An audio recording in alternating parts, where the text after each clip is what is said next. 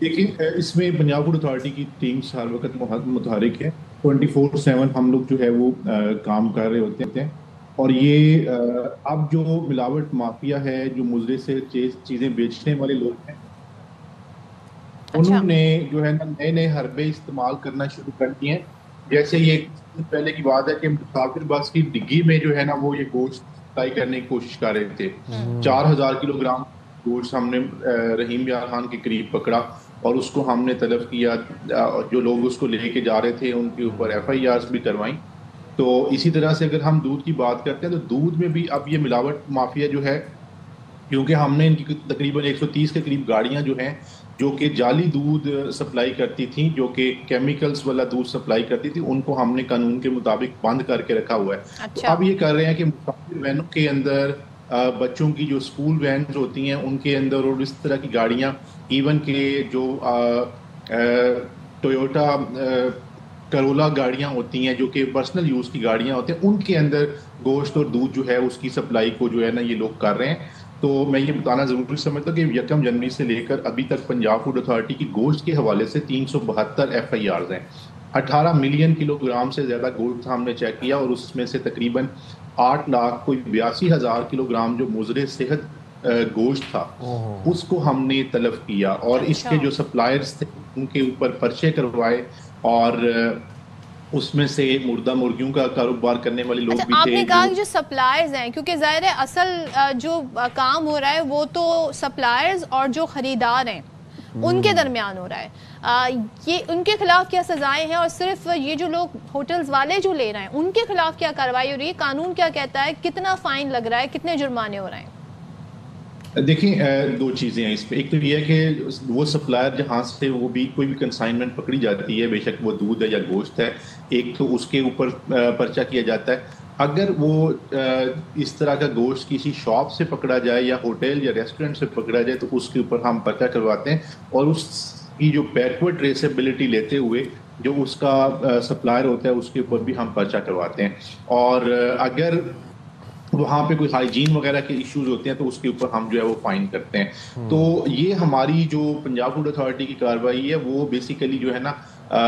نہ صرف جس سے وہ اس طرح کی مضر صحت چیزیں برآمد ہوتی ہیں اس کے اوپر، بلکہ اس کے ساتھ ساتھ جو اس کا سپلائر ہوتا ہے اور ایون گاڑی جو اس کو لے کے آ رہی ہوتی ہے اس کے اوپر بھی ہم جو ہے وہ کارروائی کرتے ہیں. اور جہاں تک سزاؤں کا تعلق ہے تو پنجاب فوڈ اتھارٹی ایکٹ کے مطابق زیادہ سے زیادہ سزا جو ہے وہ 7 سال ہے، کم سے کم جو ہے وہ 1 ماہ ہے. تو وہ یہ پھر کورٹ کے اوپر آتا ہے کہ کورٹس اس کو کس طریقے سے جو ہے نا وہ سزا دیتی ہیں، کتنا فائن کرتی ہیں، کتنی اس کو جو ہے وہ امپریزنمنٹ جو ہے وہ اچھا کرتی ہیں. عاصم صاحب مزید وی یہ میں بتانا اپریشیٹ آپ بڑا اچھا یہ اقدام ہے اور یہ گوشت کو دودھ کو موقع پر تلف کیا جاتا ہے، لیکن جب یہ گرفتار ہوتے ہیں اس طرح کے ملزمان تو ان کے پاس آبویسلی پھر ان کے بینک اکاؤنٹس میں منی ٹریل ہوتی ہے پوری. ٹیکنیکلی چیزوں کو کیسے ہم لے کے چل سکتے ہیں؟ FIA جیسے اداروں کو ہم ساتھ میں کارپوریٹ کر سکتے ہیں آپ لوگ، آپ جو ریسٹورنٹس ہیں جہاں پر یہ گوشت سپلائی ہونا تھا ان کو سیل کیا جا سکتا ہے، ان تک پہنچا جا سکتا ہے. دیکھیں کل بھی کیبنٹ کمیٹی اور لا اینڈ آرڈر کی میٹنگ میں ہم لوگ جو ہے وہ موجود تھے. ہمارے کچھ ایجنڈاز جیسے دودھ میں ملاوٹ کرنے والوں کے نے کچھ ہمارے اوپر اٹیکس کیے، وہ ایجنڈا وہاں پہ تھا. وہاں پہ یہ ساری چیزیں ڈسکس ہوئیں. وہاں پہ یہ جو ہے نا اس حد تک بھی بات کی گئی کہ جو بھی، کیونکہ یہ جو مضر صحت دودھ ہے یا گوشت ہے یہ ایک سمپل کرائم نہیں ہے، یہ کرائم اگینسٹ سوسائٹی ہے اور اس اسٹیٹ کو اس کے اوپر جو ہے وہ سخت سے سخت جو ہے وہ ایکشنز لینے چاہیے. یہ باتیں ساری جو ہیں وہ وہاں پہ کی گئیں. اور اس کے علاوہ یہاں یہ بھی چیز میں بتانا ضروری سمجھتا ہوں کہ ایک تو ہم جو اپنی سزائیں ہیں اپنے قانون کے اندر ترامیم کر کے جو سزاؤں کی میعاد ہے اور جو فائن کی اماؤنٹ ہے اس کو جو ہے بڑھا رہے ہیں، کیونکہ جب تک ان لوگوں کو سخت سزائیں نہیں ملی، ایسے لوگ ہیں جن کے اوپر جو جعلی دودھ ہے، جو سنتھیٹک دودھ ہے، کیمیکلز والا دودھ نما محلول ہے، اس کے حوالے سے 10 FIRs پائی جاتی ہیں. اور یہ جو ہے وہ بعض اوقات پنجاب فوڈ اتھارٹی کی جو ٹیمز ہیں ان کے اوپر حملوں میں ملوث ہوتے ہیں. تو ان کے اوپر ہم اینٹی ٹیررزم ایکٹ کے تحت بھی جو حملہ وغیرہ کرتے ہیں. اور دوسرا یہ ہے کہ ان کو ہم جو سیریس نوعیت کے کیسز ہیں ان کو ہم کرمنل جسٹس کمیٹی میں اور CCD کے ساتھ بھی جو ہے وہ ڈسکس کرنے کی جو ہے وہ اس میں ڈیلیبریشنز کل ہوئیں، اور ہم ان تمام لوگوں کا، کیونکہ ہمارے نزدیک پبلک ہیلتھ جو ہے وہ زیادہ اہم ہے، نہ کہ اس طرح کا جو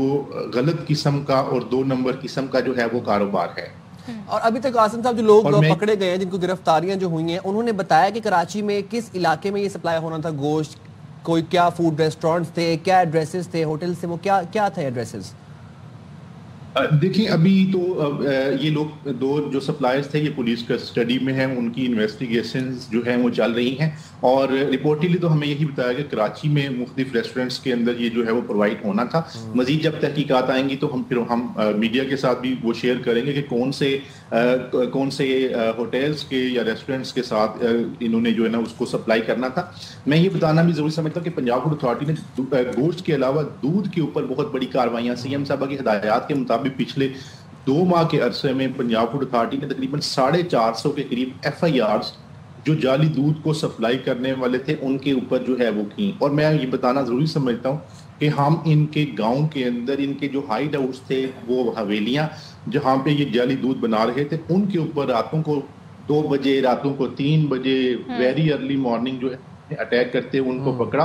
اور تقریباً 12 لاکھ کے قریب لیٹر سے قریب دودھ ہم نے جو ہے وہ طلب کیا۔ ایک سوال آپ سے عاصم صاحب، یہ بتائیے گا اب یہ جو کیمیکل والا دودھ ہے،